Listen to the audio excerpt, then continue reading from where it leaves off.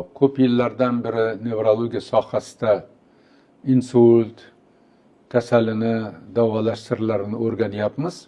Mana shu o'rganish jarayonida biz kasallikning asosiy mezoni ateroskleroz, ya'ni qon tomirlar ichida tiqilmalar paydo bo'lishi yotganini isbotladik.